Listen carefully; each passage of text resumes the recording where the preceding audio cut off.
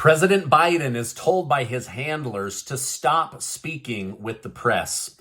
Trump's classified documents case is pushed forward at an even quicker pace as Biden's case is dropped completely. Boris Johnson of the United Kingdom tries to lie about his involvement in the Russia-Ukraine peace negotiations as details leak from Vladimir Putin that he shut everything down and it led to the death of over 500,000 people. Thank you so much for liking and sharing these videos. It really helps me out, so thank you so much. I'd also like to thank today's video sponsor, Aura.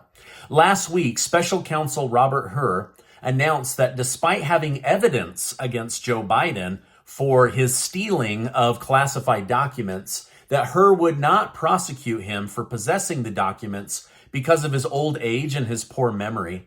As you'd expect, Democrats are still stuck playing damage control as Republicans continue to hammer Biden over the topic of his mental capabilities.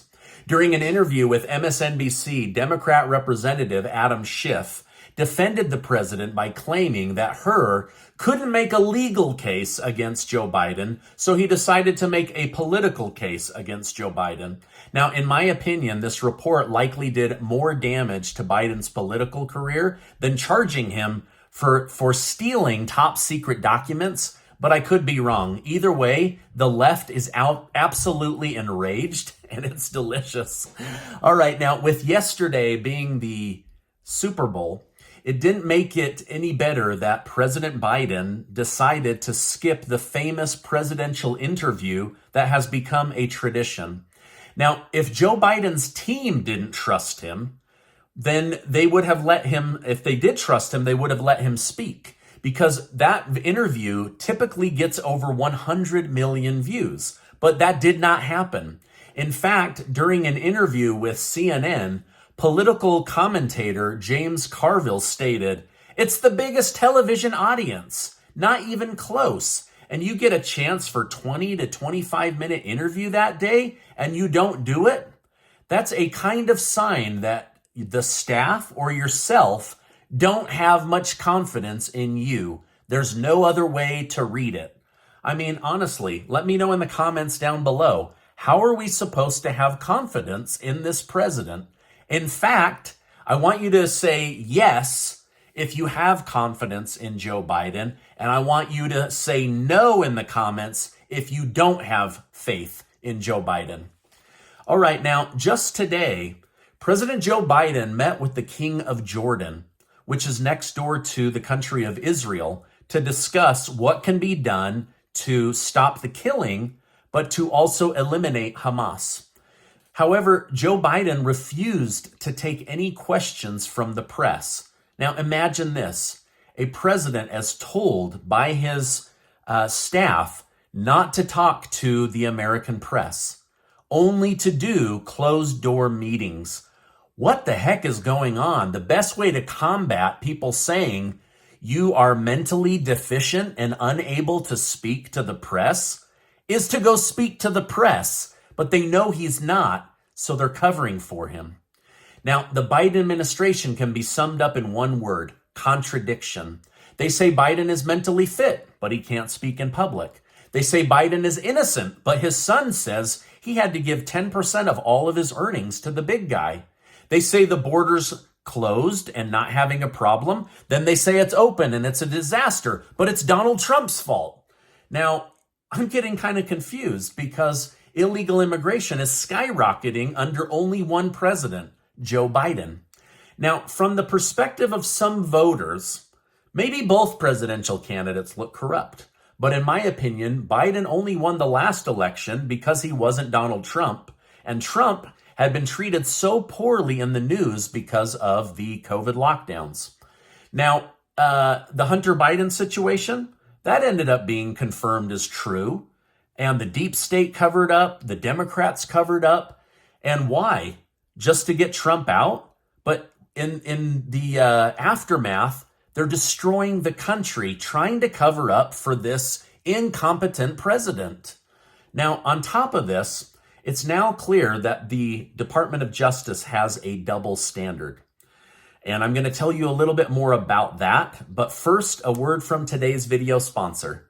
If you Google yourself today, you'll likely find your private information on public listings. Data brokers are making a fortune selling your private information to robocallers, spammers, and others that wish to do you harm. That's why I'm excited to tell you about today's video sponsor, Aura. Aura can identify data brokers exposing your info and submit opt-out requests on your behalf. Brokers are legally required to remove your information, but make it almost impossible to do so yourself. Let Aura handle it for you. You can try Aura for free today for 2 weeks using my link down below. Aura also does so much more to protect you and your family from online threats. It's easy to set up and you don't have to download a bunch of different apps to get things like parental control, antivirus, VPN, password management, identity theft insurance, and more. With Aura, you get all of this for one affordable price. Don't let these scumbags exploit you and profit off your private information. Go to aura.com/Stephen to start your 2-week free trial today. I'll leave a link down below so that you can click and go learn about it right now. The best question to start asking your Democrat family and friends are these. Are you better off today than you were 4 years ago? And the second question is, do you feel as safe today as you did 4 years ago? Now, even though these two presidential candidates are similar in age, Trump has been charged for possessing classified documents. Biden was not charged. Trump recently highlighted the absurdity of this outcome by stating, the special counsel's report tries to let Biden off by claiming that he is too mentally incompetent to convict at a trial. I'm not going to charge him with a crime, but it's okay for him to become commander-in-chief? Think of that one, says Trump. Now, if you're not mentally capable of being a witness in a trial, are you really capable of running a country with 330 million people and 1 billion enemies around the world? I don't think so. We got to get this guy out. With Biden's mentally unfit situation spinning out of control, I think this is why everyone is freaked out so much, with Defense Secretary General Lloyd Austin ending up in the hospital. He got out, he went back to work, he apologized. Sadly, he is back in the hospital. In fact, he's in the ICU. His bladder, I guess, is aching to the point where he has to be hospitalized. Now, I don't always agree with the Biden administration or the military-industrial complex, but I don't wish ill on this Austin guy. I do hope he gets out and keeps the country safe until we can say thanks for your service and get out of the White House.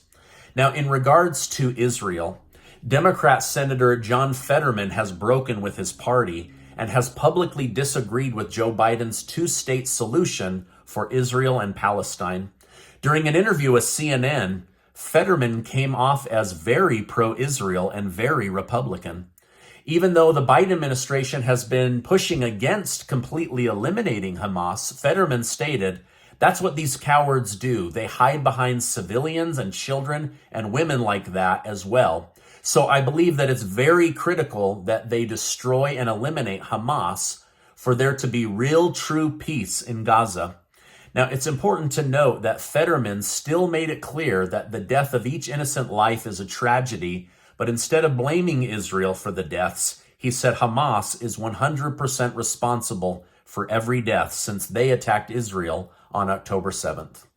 With that being said, Israeli Prime Minister Benjamin Netanyahu has now ordered the Israeli military to carry out evacuation of civilians in the city of Rafah in Gaza. This is the stronghold of Hamas. Now, the question remains, will Hamas cross the border into Egypt? Will Egypt even let them in? As of right now, Egypt doesn't want anybody from Gaza coming in because they can't tell the innocent from the terrorists. Now, only time will tell if this is the right move, but Netanyahu confirmed the attack will be devastating. It is impossible to achieve the goal of war of eliminating Hamas by leaving 4 Hamas battalions in Rafah. On the contrary, it is clear that intense activity in Rafah requires that civilians evacuate the area of combat. So basically, they've pushed them all down into Rafah, the good and the bad. And now they're trying to get the innocent civilians out so that they can corner the bad guys and eliminate them. But sadly, every time they do this, it does seem that we end up reporting that thousands of innocent people have died. It's a horrible war, and I'll continue to keep you updated. Last week, history was made when Tucker Carlson interviewed Russian President Vladimir Putin. One of the most important points made during the interview was that former British Prime Minister Boris Johnson convinced or coerced Volodymyr Zelensky into not accepting a peace deal that could have saved lives 18 months ago. In response, Boris Johnson said the interview was straight out of Hitler's playbook and labeled Tucker Carlson a traitor. Not only did he criticize Tucker Carlson for giving the interview, but also for going easy on Putin and ignoring the war crimes that have been committed. Johnson seemed to defend his decision to push Zelensky away from a peace deal by claiming that Putin is a known liar and could not be trusted, stating Putin told him personally that he wouldn't invade Ukraine just a few weeks before. Now, sadly, over 500,000 people have died since this peace agreement was shot down. The Russians had signed their side, and part of the documents had even been signed by Ukraine. But little Boris Johnson came in under the direction of Joe Biden and bullied Zelensky into denying the peace agreement. And then, boom, everything got absolutely out of control. Now, in Ukraine, the devastating effects of the war continue to be very observable. While I understand Boris Johnson's reasoning, why would you avoid the possibility of peace? If peace was established, hundreds of thousands of lives could have been spared, but ultimately they were not. Instead of pursuing peace, Zelensky is now shuffling his military lineup as he says he needs more money and weapons so that he can directly attack Russia and Putin. My guess is Russia and Putin are going to fight back. Now, to illustrate this point, NATO General Secretary Jens Stoltenberg just claimed that the war could last decades. A forever war has no winners, but it will drain NATO, the European Union, Zelensky, and the United States of America. We do not want that. Now, this is my update for today. Thank you so much for stopping by. Please give this video a like and make sure to hit that subscribe button. Also, I want to remind you that you are amazing. Check out this live interview that I did earlier today. It will blow your mind. They're going to impeach Mayorkas, and they're going to change everything at the border starting tomorrow. Check this out.